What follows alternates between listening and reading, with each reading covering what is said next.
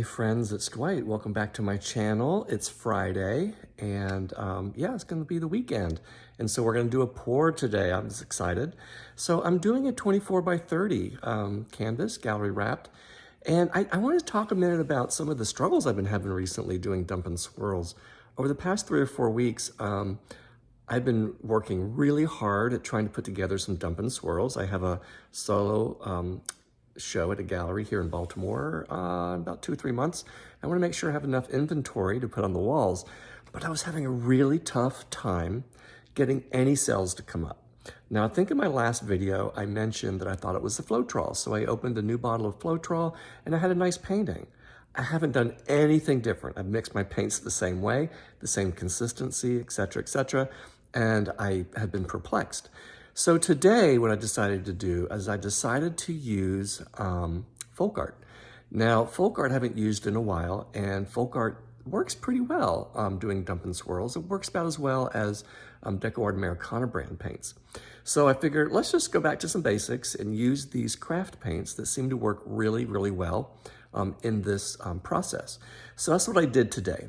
And what I also learned about creating cells, which is interesting, sort of rewind a little bit, and that is using Artist Loft Soft Body White.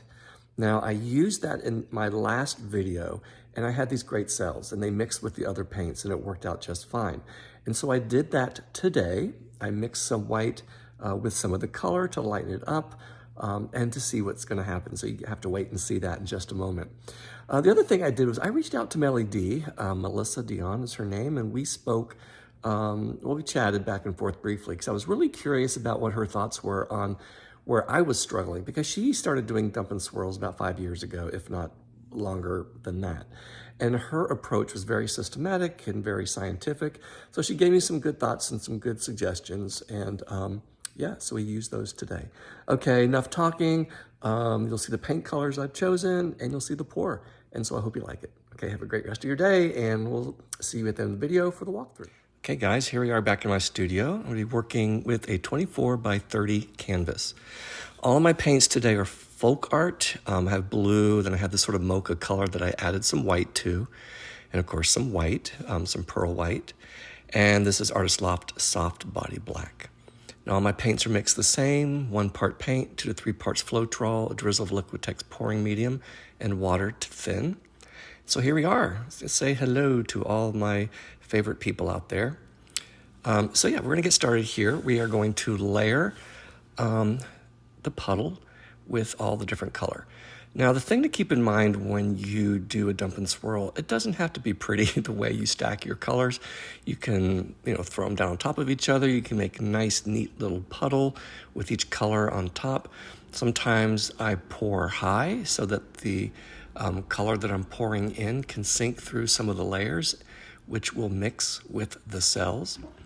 But here I'm just sort of putting it down with a little bit of force, wanting it to mix a little bit, but I think towards the end when my puddle gets a little bit thicker, you can see where some of that takes place. So again, just adding all the color. I love that blue. There we go, just kind of throwing it on top, dumping the rest of the white, and last but not least, sort of that darker, richer blue.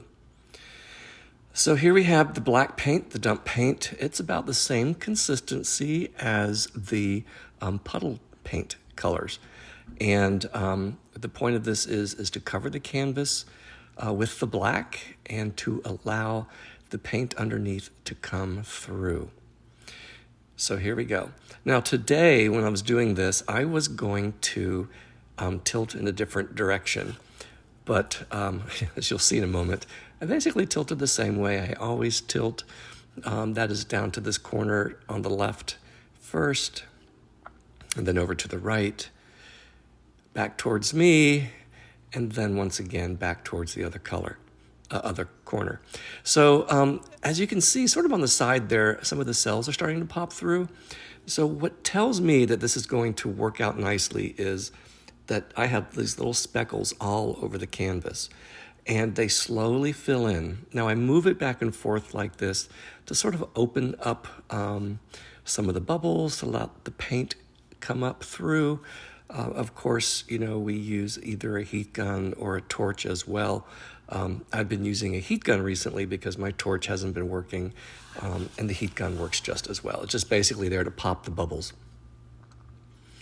I'm first going to wipe my hands. You can see in the reflection there, and the color is slowly making itself known. So here we go. Let's get the heat gun, and let's see if we can pop some of these bubbles. And then you start to see the color starting to come through, which is great. So in just a second here, I am going to stop talking and let you watch the rest of the video and see how it unfolds. Now watch in the time lapse how the blue starts to really, the dark blue starts to really come in. And you might see the hint of that sort of chocolatey mocha color as well. Okay, hold on, and I hope you enjoy the rest of it.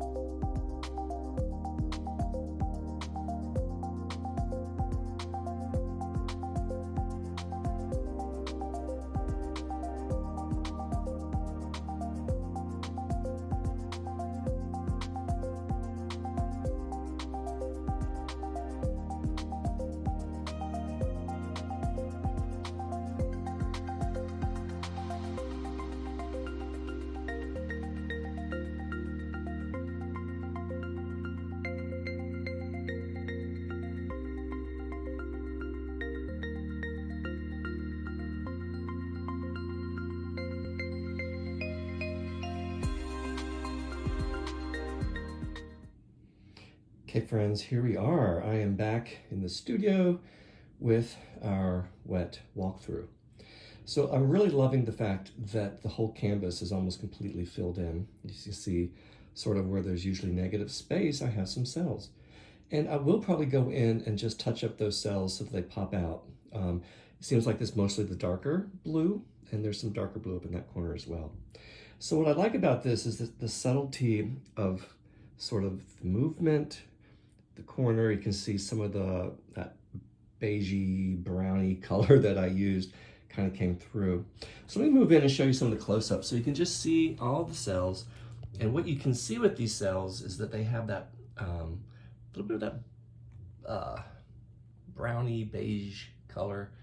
I forgot the name of it. I think it was like a mocha, some kind of coffee color.